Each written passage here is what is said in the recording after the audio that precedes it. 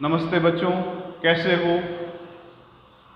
अब आपके अतीत का जो पहला पाठ है उसमें दे रखा है अतीत को जानने के साधन।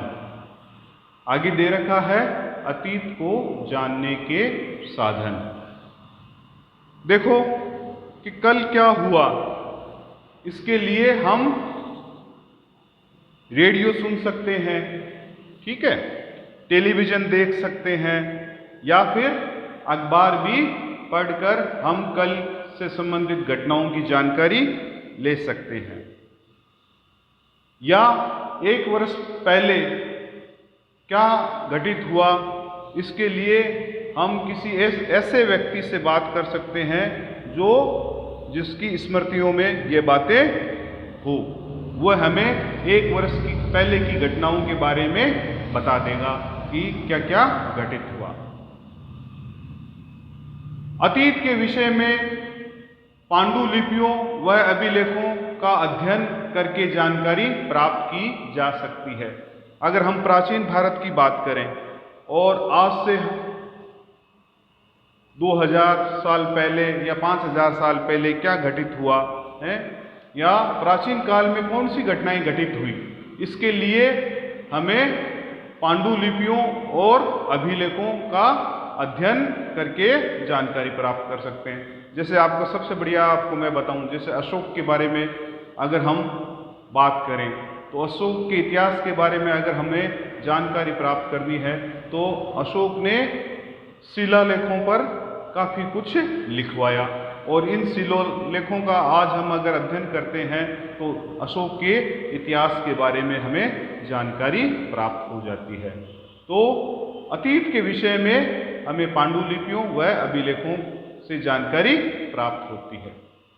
पांडुलिपियां प्राय ताड़पत्रों अथवा भोजपत्रों पर हाथ से लिखी जाती थी। जो पांडुलिपियां हैं वो प्राय ताड़पत्रों तथा भोजपत्रों पर हाथ से लिखी जाती थी। यह पांडुलिपियां प्राय किसकी बनी होती थी?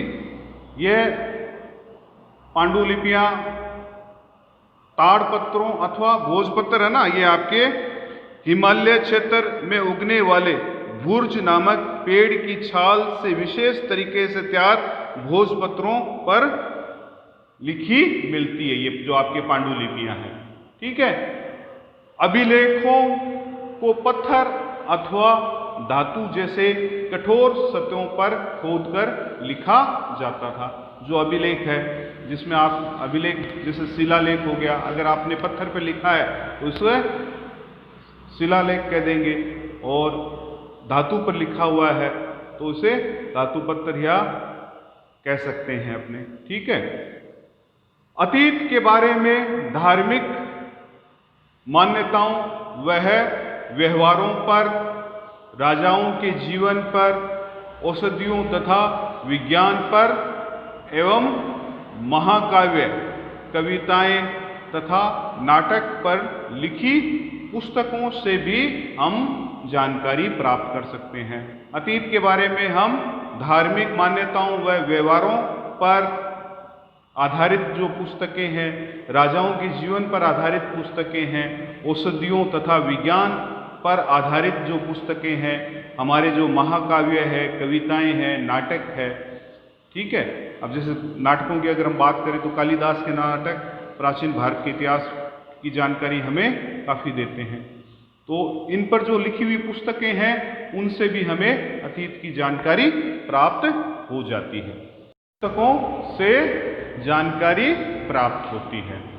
इसके अलावा हमें अतीत के विषय में ईंट और पत्थरों से बनी जो इमारतें हैं के जो अवशेष मिले हैं, ठीक है, चित्रों से, मूर्तियों से, जो औजारों से, हथियारों से, बर्तनों से तथा सिक्कों आदि के द्वारा भी हमें अतीत की जानकारी मिलती है।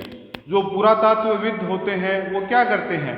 खुदाई के द्वारा कई चित्र प्राप्त करते हैं, मूर्तियां प्राप्त करते हैं, ठीक है, औजार और हथियार प्राप्त करते हैं, बर्तन प्राप्त करते हैं और सिक्के आदि प्राप्त करते हैं और उस समय के इतिहास के बारे में अनुमान लगाते हैं कि लोगों का जीवन कैसा था और उनकी दिनचर्या क्या थी।